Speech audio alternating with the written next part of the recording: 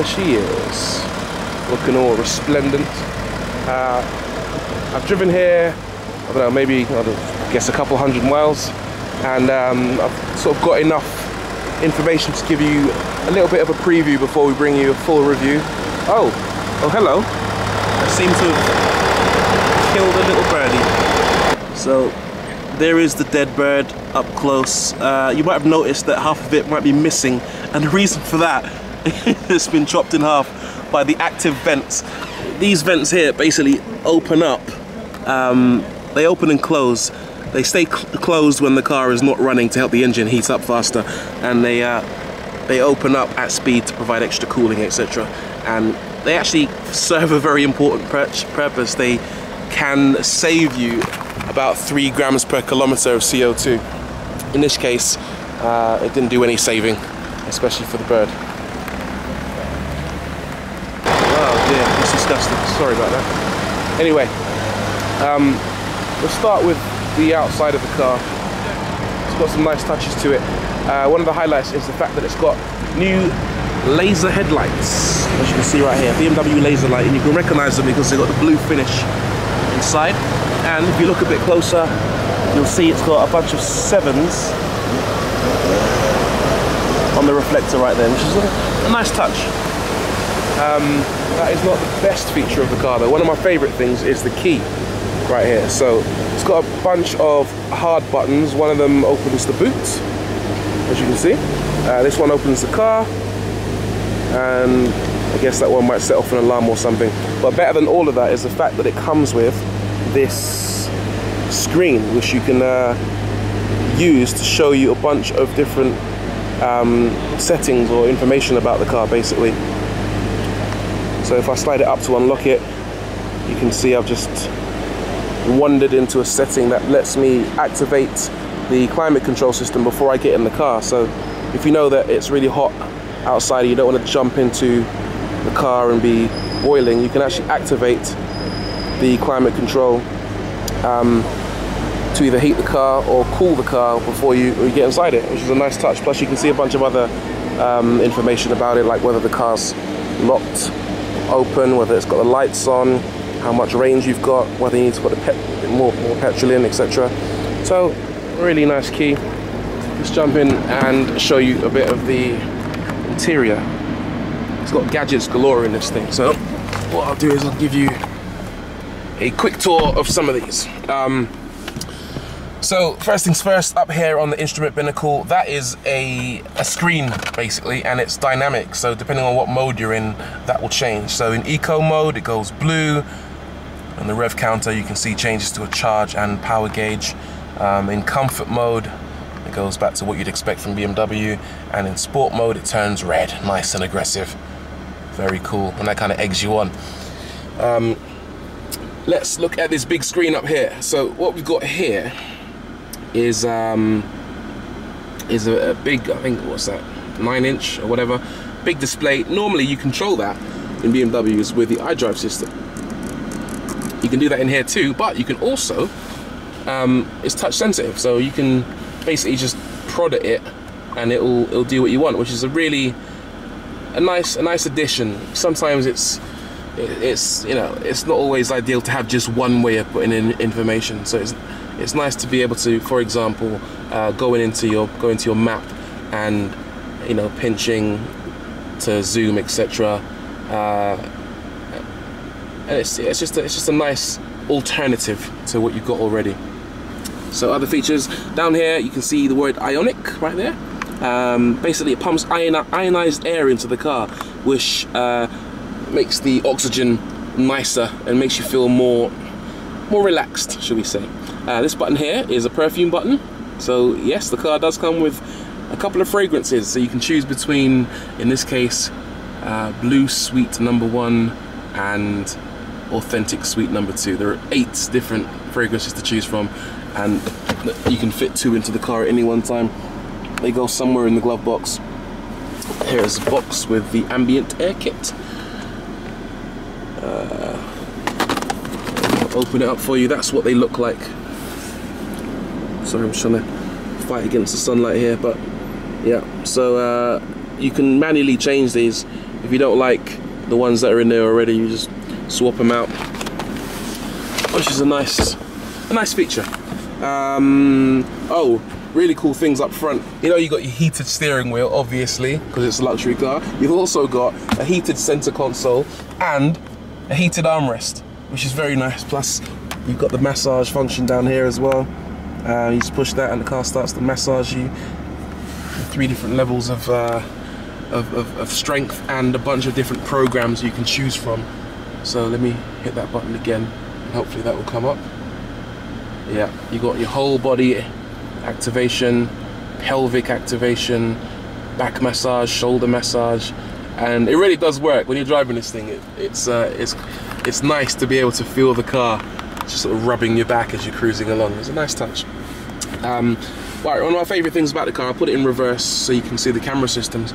Of course, nothing new about having a rear view camera. Always interesting to have a top-down camera, but it goes a step further than that. What you can do is, if you rotate the iDrive knob, you can choose between different camera views. Oh, that's nice, good massage. So with this one, you get this kind of isometric view of the car where you can see what's going on from the right angle, or if I rotate to the other camera, you can see what's going on from the other angle, which is nice. And it's a live view. Obviously the car is a 3D rendering representation of the car we're in, but it's a live view. So if we switch it back to oh yeah, of course you get the front view, side view. Right now you'll see a bunch of people enter the frame just about there, and there they are up there.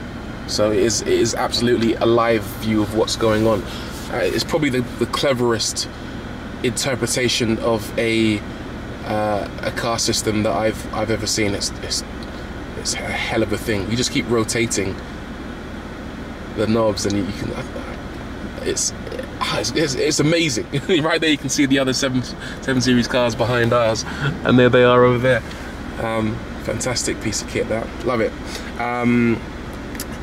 Right, what else is there to show you? Yeah, you got air suspension front and back on this thing, front axle and rear axle, and you can raise the suspension if you want to go over any really high curbs or up steep hills, etc.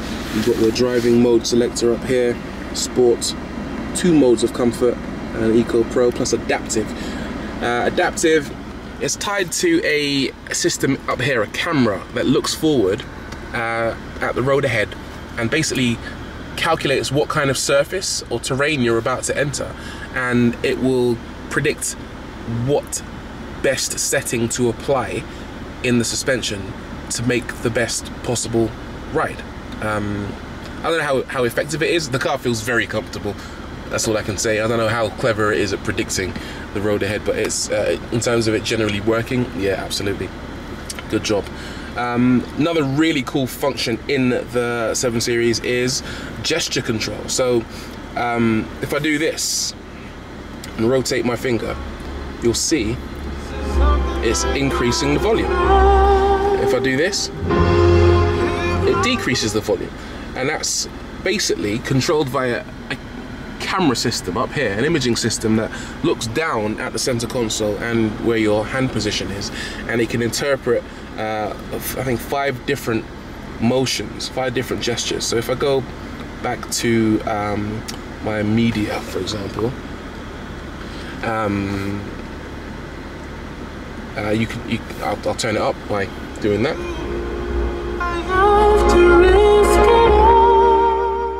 Oh, and the sound system is very good. It's a Bowers & Wilkins.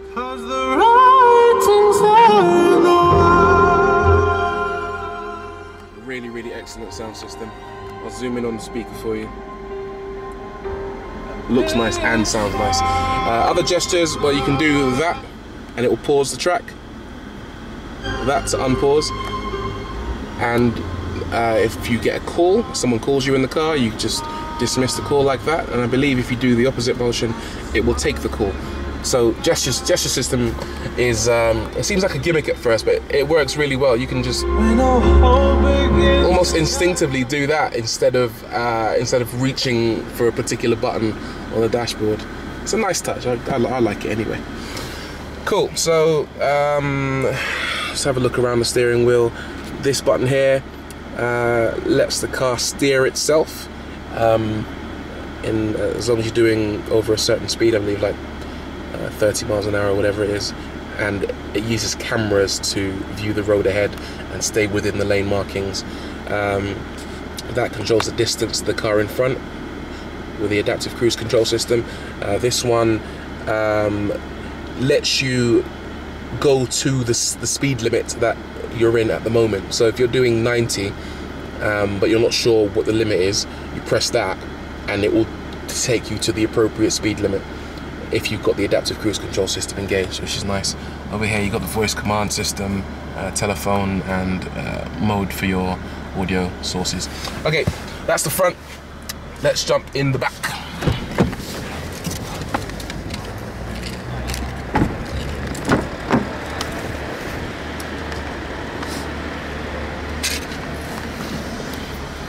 Okay, so here we are in the rear. Oh, soft closed doors, so you just pull it up and it will shut by itself. And back here you've got your rear seat entertainment system. You've got 2 screens, which is as you would expect, but down here on the center console you've also got a tablet display.